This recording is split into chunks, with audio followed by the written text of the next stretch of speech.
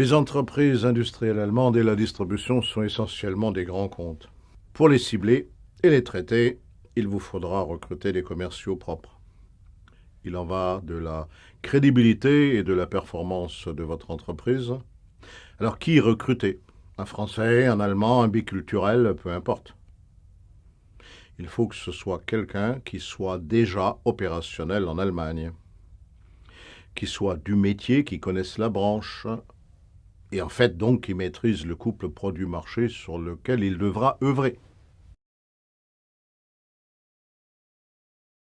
Au plan du recrutement, il faut savoir qu'en Allemagne, il n'y a pas de légion de purs commerciaux comme on les a en France. Les commerciaux sont rares. Et en général, même les formations managériales, BWL, Betriebswirtschaftslehre, donc le diplôme Kaufmann allemand, aspire plus à l'organisation que au rôle de commercial terrain. Il visera donc essentiellement des métiers des ressources humaines, de la finance, du marketing, mais très exceptionnellement la fonction commerciale. Le commercial allemand sera donc essentiellement un technicien, un homme du métier, auquel on aura d'abord proposé de faire du Innendienst, du service interne, de la gestion de projet, avant de faire du Außendienst, littéralement du service extérieur. En somme, en Allemagne, on devient essentiellement commercial par accident.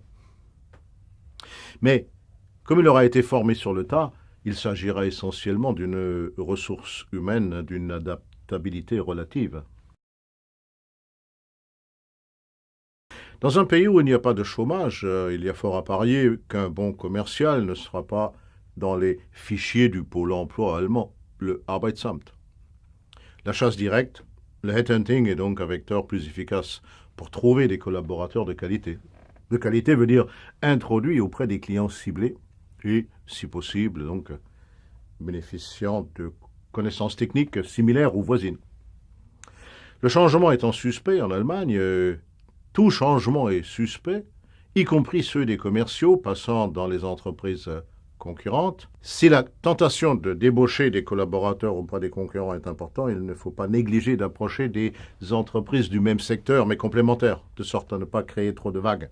L'avantage de la démarche, c'est qu'elle permet de mobiliser les profils exacts visés, mais étant sollicité sans avoir rien demandé à quiconque, la personne ciblée va bien évidemment avoir des exigences financières de 30%, 20 à 30% supérieures à son package du moment.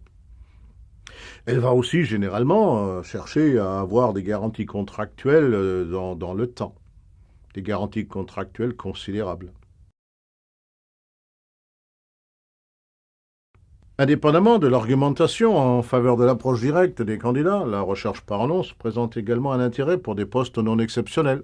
Qui plus est, il n'est pas rare que même pour des postes exceptionnels, ça permet de faire remonter des candidats correspondant parfaitement au profil recherché, l'avantage étant qu'ayant elles-mêmes postulé, elles auront des exigences économiques et contractuelles plus raisonnables que celui que l'on aura sollicité par devers lui. Pour le recrutement, il est donc recommandé de pratiquer en parallèle les deux démarches, le headhunting et la passation d'annonces. Pour ce qui concerne l'annonce, il faut rédiger un contenu acceptable par les sécuritaires que sont les Allemands. Ils veulent des garanties. Il faut donc qu'ils puissent se reconnaître dans l'offre et répondre en connaissance de cause. Il ne faut pas chercher à les faire rêver, mais plutôt rassurer en formant un message clairement structuré.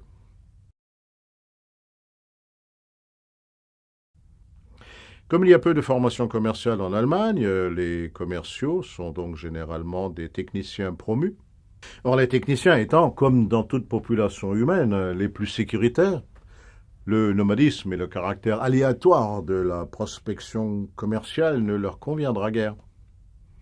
Il y a donc pénurie de commerciaux en Allemagne et, contrairement à la France, où nous formons des légions de commerciaux, comme par ailleurs en Allemagne, on pratique d'une manière générale la promotion en interne, c'est-à-dire au sein de l'entreprise, cela aura aussi une forte influence sur la fluctuation des commerciaux, qui est 3 fois inférieure à celle que l'on connaît en France.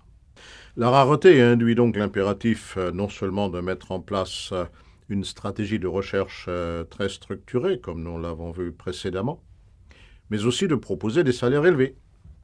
de 20 à 50% supérieure à la France. Qui plus est, avec une part variable relativement faible, en général un 13e mois. Voici par exemple les coûts standards. Pour un technico-commercial expérimenté avec 5 à 10 ans de métier, pour un technico-commercial expérimenté travaillant dans un domaine avec une forte technicité ou dans des branches stratégiques, pour un commercial senior ayant des potentialités de management, le futur country manager, il s'agit là de véritables investissements. Le marché est onéreux, mais il le vaut bien. Que ce soit en termes de potentiel, de garantie de fidélité ou encore de retombées sur les pays de l'Est, qui sont des marchés relativement captifs à partir de l'Allemagne. La barre du point mort est haute. Il faut donc s'assurer de la justesse de son investissement.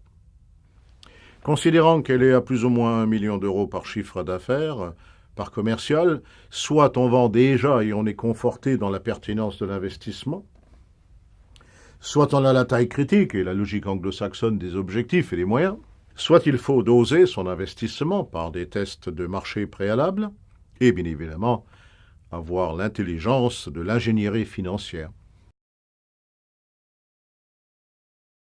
Une fois votre commercial recruté, quel plan d'intégration faut-il mettre en œuvre pour que la greffe prenne ?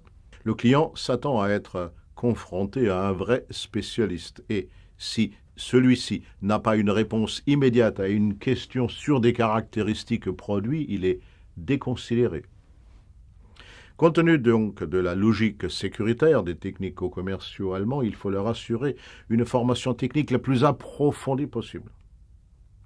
Faute de quoi, ils sont littéralement fragilisés et inhibés dans l'approche commerciale. N'oublions pas non plus que les Allemands ont un fort instinct communautaire. Il faut donc s'assurer de leur bonne intégration dans le groupe. En préparant un organigramme avec des relations hiérarchiques claires et univoques. Une place pour chaque personne, une personne à chaque place, un seul chef pour chaque homme, comme le disait M. Fayol au début du XXe siècle dans son traité d'administration industrielle et générale. Il s'agit aussi de nommer un parrain dans l'entreprise, un mentor, un buddy dédié au nouvel arrivant.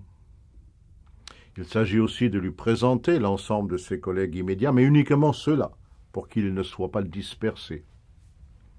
Et il faudra définir clairement la nature et le contenu des réunions auxquelles il devra participer.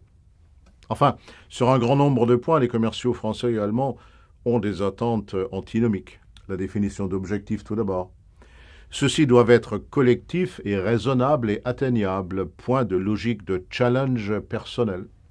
Le reporting ensuite, on demandera aux collaborateurs peu de rapports d'activité quantitatifs sur le nombre de visites, mais essentiellement des rapports de visites proprement dites.